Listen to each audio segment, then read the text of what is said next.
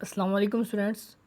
जैसा कि हमने लास्ट लेक्चर के अंदर सोर्सेज ऑफ वाटर को स्टार्ट किया था कि वाटर किन किन ज़राए से हमें मिल रहा है, कि कहाँ कहाँ से वाटर जो है वो हमें मिल रहा है। तो हमने पिछले लेक्चर के अंदर एक हमने सरफेस वाटर देखा था और हमने ओशन वाटर देखा था। तो आज भी हम उसी टॉपिक को कंटिन्यू रखते हुए हम फ्रेश वाटर डिस्कस करेंगे और ग्राउंड वाटर डिस्कस करेंगे। तो फ्रेश वाटर हमने बात की थी कि 97% टोटल वाटर हमारी अर्थ के ऊपर प्रेजेंट है, जिसमें से सिर्फ 3% जो है वो फ्रेश वाटर है। तो उस 3% के अंदर भी जो मैक्सिमम फ्रेश वाटर है वो फ्रोज़न फॉर्म के अंदर है, जिन्हें आप ग्लेशियर्स कहते हो।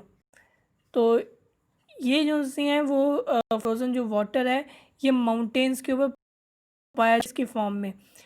अब जब जो है वो बर्फ़बारी होती है और वो बर्फ़ जो है वो जो आपकी माउंटेन्स हैं उसके ऊपर सालों तक जो है वो उधर ही रहती है।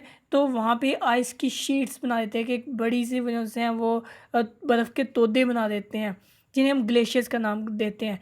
जैसा कि यहाँ पे आपको डायग्राम के अंदर भी नज़र आ रहे हैं कि ये स्नो के जो है वो ग्लेशियर्स पाए जा रहे हैं।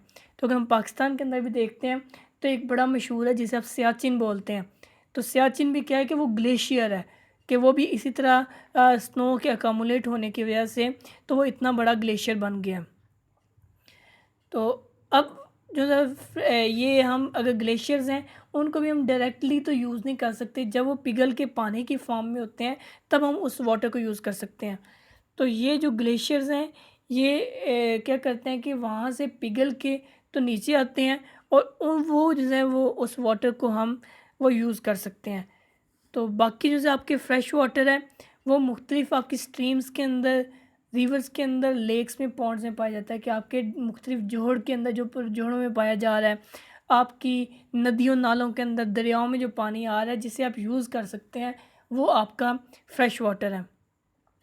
अब ये जो सा आपका कुछ जगहों के अंदर ये जो सा वाटर है इसका लेवल कम है और कुछ जगहों के अंदर इसका लेवल ज़्यादा है। ये ग्राउंड के लेवल की वजह से ये है कि जहाँ पे ग्राउंड जो है वहाँ पे निचली होगी, वहाँ पे वाटर का लेवल जो है वो ज़्यादा होगा और ये पानी जो है ये ज़्यादा अरसे तक या कुछ सालों तक जो है वहाँ पे रहेगा। जैसे कि अगर देखते हैं आप दरिया की कंपेयर कर लें दरिया को, एक आम जो सा आपका जोड़ होता है जो सा किसी भी इलाके के अंदर, तो जो दरिया का लेवल है वो निचला है, कि वो वहाँ उसकी ग्राउंड नीचे तक है, तो वहाँ पे पानी ज़्यादा देर तक जो है वो पाया जाएगा। तो ऐसी जगह जहाँ पे पानी कुछ सालों तक पाया जाए या ज़्यादा देर तक पाया जाए उसे हम वेटलैंड बोलते हैं। अब वेटलैंड भी हम इसलिए उसे बोल रहे हैं कि जैसे वेट से आपको एग्जांपल है कि कोई भी चीज़ जो कि गीली होती है, अब जो ज़्यादा देर तक सॉइल गीली रहेगी या वो वाटर उसके अंदर ज़्यादा देर तक रहेगा उसे हम वेटलैंड बोलेंगे।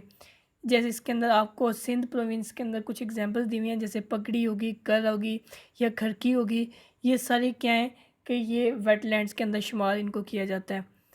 तो वाटर क्या है कि इजी जो सा कि आपका फ्रेश वाटर है वो सरफेस वाटर से जो सा है वो सॉइल के अंदर जाएगा और यहाँ से जो सा ये ग्राउंड वाटर इसको देन कहा जाएगा जब ये सॉइल के अंदर चला जाएगा।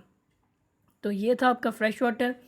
आगे हम डिस्कस करते हैं जो सब पानी ज़मीन के अंदर पाया जा रहा है, कि हमने पहले बात की है कि जो रिवर्स हैं या लेक्स हैं या कोई भी पानी है वो जब उनकी वजह से वो जो है ज़मीन उसको जज़्ब कर लेती है और वो पानी सॉइल के अंदर चला जाएगा, तो वो क्या करेगा कि वो ग्राउंड वाटर बना देगा। तो इसको यही जो सा यही पानी है जो सा ज़मीन के अंदर पाया जा रहा है। तो ये बनता इस तरह से है कि जब अ, बारिश जो है वो हमारे जो सरफेस वाटर है या जो दरिया के अंदर है, तो ये आप लोगों ने वाटर साइकिल पढ़ा होगा कि यहाँ से पानी जो है वो अवेपोरेट होता है, वो एयर के अंदर चला जाएगा और वहाँ से जब बारिश होगी तो बारिश की वजह से क्या है कि वो पानी ज़मीन के अंदर ज़मीन के ऊपर पड़ेगा और यहाँ से सरफेस के ऊपर से वो जब बहेगा तो वो बहते हुए पानी को जो है वो आपकी सॉइल है वो उसको एब्ज़ॉर्ब कर लेगी। अब जब सॉइल एब्ज़ॉर्ब कर लेगी तो ये पानी जो सा वो सॉइल के अंदर डीप जो सा वो जाता रहेगा और वो ग्राउंड वाटर का हिस्सा बन जाएगा, कि वो ज़मीन ज़ेरे ज़मीन जो सा पानी है वो उसका हिस्सा बन जाएगा।